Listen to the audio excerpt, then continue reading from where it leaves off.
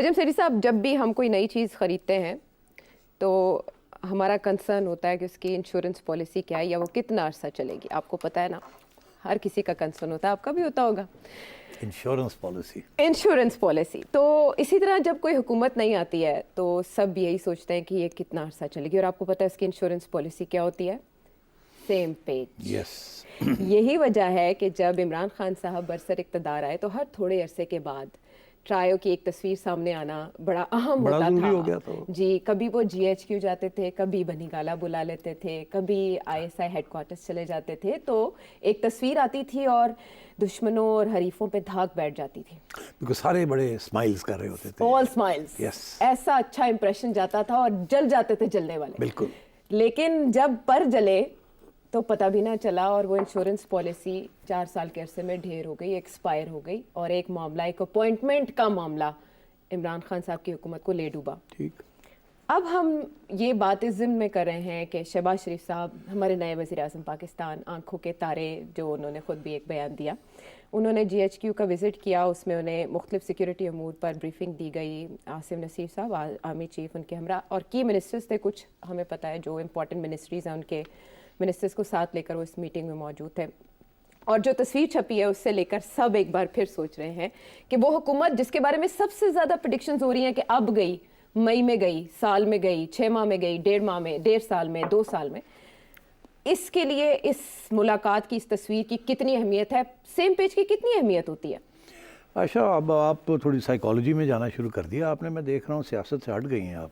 اب آپ body language دیکھ رہی ہیں، کون مسکرا رہا ہے، کون ایسے کر کے بیٹھا ہوا ہے، کون ایسے دیکھ رہا ہے. جی جی ایسے ہی ہے نا. جی جی. اچھا، مسکراہٹیں تو نظر نہیں آئی مجھے. ہاں، مسکراہٹیں نظر نہیں آئی، مگر میں آپ کو ایک بات بتاؤں جی کہ پرسنالٹیز میں بھی فرق ہوتا ہے.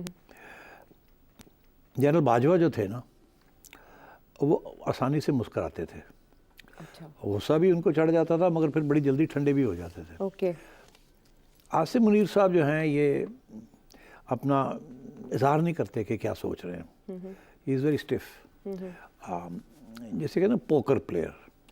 ہز فیس ڈزنٹ بٹرے اینی تھنگ. مجھے یاد ہے جب یہ شروع میں بنے آرمی چیف تو اس وقت شہباز شریف صاحب کو ملنے آئے پی ایم ہاؤس، اور آ کے انہوں نے سلوٹ کیا، and he was very stuff.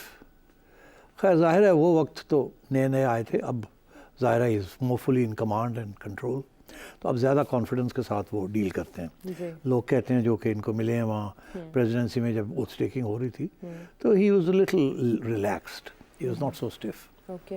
تو میں یہ سمجھتا ہوں کہ فیشیل ایکسپریشنز اپنی جگہ پہ they have to do with personalities, but they also have to do with situations. اب میں آپ کو بتاؤں، آپ نے جو سوال پوچھا ہے، آئی نو آپ کدھر لے جانا چاہ رہی ہیں اس کو، کہ سیم پیج، اب یہ کیونکہ پہلے سیم پیج پھٹ گیا تھا تو اب آپ پوچھ رہے ہیں کہ یہ پیج کب پھٹے گا. ایسے ہی ہے نا. میں پوچھنا چاہ رہی ہوں کہ کیا امید ہے اب کی بار نہ پھٹے؟ اچھا، تو اب بات یہ ہے کہ اس وقت کے حالات اور آج کے حالات میں کیا فرق ہے اور کیا سملیرٹیز ہیں. اگر تو آپ کو زیادہ سملیرٹیز نظر آتی ہیں تو پھر تو پھٹ جائے گا، ظاہر ہے، بیکاز اگر بالکل ایک جیسی صورت حال ہے تو ادھر بھی یہ ہوا تو ادھر بھی ہو جائے گا. مگر اگر کوئی فرق ہے اس سچویشن میں اور اس سچویشن میں تو پھر شاید اتنا آسان نہیں ہے پیج کو پھٹنا. تو now let's look at the two situations. اچھا، وہ سچویشن کیا تھی؟ وہ یہ تھی کہ ساری سیاسی جماعتیں باہر تھیں اور ایک سیاسی جماعت اندر تھی سیم پیج پہ. آج کی سچویشن یہ ہے کہ ساری سیاسی جماعتیں اندر ہیں اور ایک سیاسی جماعت باہر ہے. تو اس وقت تو 9-10 سیاسی جماعتیں جو ہیں وہ سیم پیج پہ ہیں، جن کے ساتھ سب سیم پیج پہ پہنچ گئے ہیں ود دی اسٹیبلشمنٹ. اس وقت صرف ایک تھی. جو لوگ باہر بیٹھے ہوئے تھے وہ زیادہ تھے، ان کا پریشر بھی زیادہ تھا، ان کی سپورٹ بھی کافی تھی. اس کی وجہ یہ تھی کہ سارے مختلف لوگ جو تھے جو باہر بیٹھے ہوئے تھے سب کے ساتھ خان صاحب زیادتی کر رہے تھے. سو وہ سارے سیم پیج پہ آ چکے تھے. So there was a lot of pressure on the establishment from the آؤٹ سائڈ. آج کی سچویشن یہ ہے کہ باہر سے صرف پریشر ایک سیاسی جماعت سے، باقی سارے جو ہیں ان کے ساتھ سیم پیج پہ ہیں. It's a very big difference. ٹھیک ہے. دوسری چیز یہ ہے کہ عاصم منیر صاحب is not general Bajwa. General Bajwa جو تھے جب انہوں نے جب وہ یہ بنے، جب ان کو اپوائنٹ کیا تھا نواز شریف نے، ان کے دل کے اندر تھوڑا سا پھر بھی ہمدردی تھی نواز شریف صاحب کے لیے. اچھا، پھر بھی یہ حال ہوا تو ہمدردی تھی، جس کی وجہ سے جب عمران خان نے جب نواز شریف، شب مریم، ساری اپوزیشن کو نیب کے ذریعے اندر کیا، تو جنرل باجوہ نے اپنے اسٹیشن کمانڈرز کے ذریعے، آئی ایس آئی کے اسٹیشن کمانڈرز کے ذریعے رابطے سب کے ساتھ رکھے. اچھا. اسٹیشن کمانڈرز جو تھے، جو جیلوں میں تھے، ان کو ملتے تھے، اور انہوں نے لائن آف کمیونیکیشن اوپن رکھی ہوئی تھی ود جنرل باجوہ. یہ میں اب آپ کو بتا رہا ہوں. I have this knowledge. Okay. آج وہ سچویشن نہیں ہے. آج بالکل اس کے برعکس سچویشن ہے. آج آرمی چیف جو وہ ہے جس کو عمران خان نے نکال دیا تھا فرام آئی ایس آئی، تو ایک پرسنل گرج بھی ہے. وہاں ایک پرسنل اوبلیگیشن تھی کیونکہ لگایا تھا. یہاں نکالا ہے تو ایک پرسنل گرج بھی ہے دونوں طرف. تو میں سمجھتا ہوں کہ اس کے لیے، ان کے لیے آسان تھا اپوزیشن اور جنرل باجوہ کے لیے کہ عمران خان سے پیج کے سر سے ادھر ہونا. اوکے. کوئی لائبلٹی نہیں تھی، کوئی ایسا احسان نہیں تھا، صرف ایک ایکسٹینشن کی بات تھی. اور جب وہ نون لیگ نے یہ فیصلہ کیا یا پی ڈی ایم والوں نے کہ ان کو ہم نے ایکسٹینشن ہاتھ میں ملانا ہے، تو پھر میرا خیال ہے وہ عمران خان کے لیے جو ڈیپینڈنس تھی نا وہ ختم ہو گئی تھی. ٹھیک ہے. یہاں سچویشن ایسی ہے کہ وہ بالکل اس قسم کی چیز ہی نہیں ہے. تو میں یہ سمجھتا ہوں کہ یہ سسٹم زیادہ دیر چلے گا ان چیزوں کو لے کر، دیکھو اگر آپ یہ ساری چیزیں ساتھ رکھیں. ٹھیک ہے. اور اس کے لیے جو باہر بیٹھے ہوئے عمران خان صاحب، ان کے لیے بالکل اسٹیبلشمنٹ کے اندر کوئی ہمدردی نہیں ہے. میں نے کہا نا، اس اسٹیبلشمنٹ کے اندر باجوہ صاحب کی کچھ ہمدردیاں تھیں، اس کی وجہ سے انہوں نے رابطے رکھے تھے. اور اس عرصے میں اور وہ جب بھی عمران خان کے الزام ہیں کہ میں ان کو اندر کرتا تھا تو یہ نیب کے ذریعے ان کو بیلیں دلوا دیتے تھے، یا ان کو یاد ہے؟ جی بالکل یاد ہے. اور عمران خان صاحب بار بار کہتے تھے مجھے کہا جاتا ہے این آر او دے دو. ہاں مجھے کہا جاتا ہے. تو وہ سچویشن ایسی تھی جس کے اندر اپوزیشن جو تھی اس کا فائدہ اٹھا سکتی تھی. آج کی جو اپوزیشن ہے وچ از پی ٹی آئی، وہ تو بالکل سمجھے آپ 0/0 پہ پہنچی ہوئی ہے نا. وہ تو جس قسم کی حرکتیں کی ہیں انہوں نے، ایک تو ذاتی طور پہ گرج لے لیا ہے ایک آرمی چیف کے ساتھ، اور دوسری طرف یہ ہے کہ اب وہ پوری فوج کے ساتھ انہوں نے ایک گرج لے لیا. فرق ہے نا دونوں چیزوں میں. نواز شریف صاحب نے تو فوج کے ساتھ تو گرج نہیں لیا تھا. انہوں نے آخری سٹیج پہ آ کے ایک ہلکا سا ذکر کیا تھا جنرل باجوہ کا اور D G I S I کا. جی ایکچولی ڈی جی سی، اس وقت D G I S I تھے جنرل فیض. جی اس سے زیادہ نہیں بات کی انہوں نے. یہاں تو پورا ایک محاذ بنا دیا انہوں نے. شروع کیا جنرل عاصم سے، اور اس کے بعد ساری فوج کے اوپر اٹیک. تو وہ لوگ جو باتیں کرتے تھے، اس وردی کے پیچھے والی باتیں کرتے تھے، اور اس وقت سارے پی ٹی آئی والے کہتے تھے یہ غدار ہیں. آج پی ٹی آئی بھی وہی نعرے لگا رہی ہے. لیکن ان نعروں سے تو لا تعلقی کا اظہار عمران خان صاحب نے کر دیا. انہوں نے کہا کہ آئی ایم ایف کے دفتر کے باہر جو مظاہرہ ہوا ہے وہ ٹھیک ہوا ہے، لیکن نعرے لگانے کا علم نہیں. اب بات یہ ہے کہ ان لوگوں نے، جن لوگوں نے مے 8 کے اندر ملوث ہیں، مے 9 کے اندر جو ملوث ہیں، خان صاحب نے سب کو ٹکٹ دے دیے ہیں، سب کو سینٹ سیٹس ملنی شروع ہو گئی ہیں، اینڈ سو آن.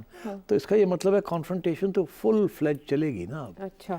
تو اگر کانفرنٹیشن چلے گی تو اسٹیبلشمنٹ تو پیچھے ہٹنے والی نہیں ہے. اور شہباز شریف صاحب اتنے بیوقوف تو نہیں ہیں کہ ان کو موقع مل جائے.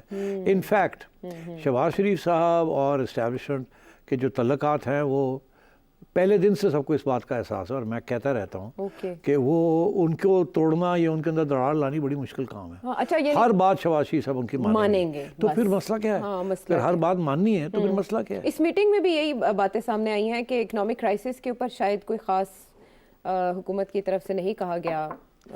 ہاں، مگر ایک بات تو بڑی واضح کر دی نا کہ شہباز صاحب نے یہ جو پریس ریلیز آئی ہے، میرا خیال آئی ایس پی آر کی پریس ریلیز ہے یا آئی ایس پی آر کی طرف سے کہا گیا ہے، بتایا گیا ہے اس میں تو شہباز صاحب نے سب سے امپورٹنٹ بات یہی کی ہے، اور یہ لیڈ سٹوری ہے ایک اخبار میں، انگلش اخبار میں، کہ شہباز صاحب نے کہا جو آپ کو چاہیے مل جائے گا. اور اس کا جو پہنایا ہے، دوپٹہ جو پہنایا ہے اس کے اوپر، وہ یہ ہے کہ سیکیورٹی کے لیے جو آپ کو چاہیے. بٹ دراصل ایکچولی آرمی کا جو ملٹری بجٹ ہے دیٹس دا ریئل ایشو، اور وہ 10 سے 20% ہر سال بڑھتا ہے. اس کو چھپانے کی بھی کوشش کی جاتی ہے مگر ہوتا نہیں ہے. یہ سارا پریشر جو نیشنل فائنانس کمیشن کی والی بات پہ آ رہا ہے نا کہ پیسے فیڈرل گورنمنٹ کو اور چاہیے، وہ اسی لیے آ رہا ہے بیکاز اگر آئی ایم ایف کی بات مانی جائے اور پیسے نہ پورے ہوں تو وہ تو کہتے ہیں ہر چیز پہ کٹ لگنا چاہیے، انکلوڈنگ ایک ڈیفینس ایکسپینڈیچرس. Right. اگر وہ پبلک سیکٹر ڈیولپمنٹ پروگرام کو کہتے ہیں کٹ کرو تو پھر وہ ڈیفینس پہ بھی آتے ہیں. تو میں یہ سمجھتا ہوں کہ اس لیے یہ شہباز صاحب کا یہ کہنا اور وہاں جی ایس یو جا کے ان کو ایشورنس دینی کہ جو منگو گے تو انہیں مل جائے گا, فکر نہ کرو. اور ساتھ کس کو بٹھایا ہوا تھا؟ Finance minister finance minister and foreign minister and foreign minister ہاں and defence minister. And defence. Interior minister out of country تھے تو پھر وہ اس لیے تو foreign minister is the ex finance minister. جی ایسے ہی ہے نا. جی ایسا ہی ہے. تو پھر یہ سب ایک ہی صفحے پہ ہے نا کہ جو منگو گے بادشاہ, جو منگو گے حاضر ہاں, ایسے ہی ہے نا. تو میں یہ سمجھتا ہوں کہ this was important gesture from the P D M government. Okay. اور یہ جانا جی ایس یو جا کے یہ بات کہنا جہاں آرمی چیف کے بھی لوگ بیٹھے ہوئے ہیں, تو I think it was important to convey this message. Right. And this government will continue to support. جو مانگیں گے وہ ان کو ملے گا. چلے یہ ڈفرینسز کی بھی آپ نے جو پوائنٹ آؤٹ کیے وہ بڑا امپورٹنٹ ہے سمجھنے کے لیے, نیٹی گریٹی کے کتنا عرصہ سروائیو کر سکتے ہیں. انشورنس پالیسی اچھی ہے.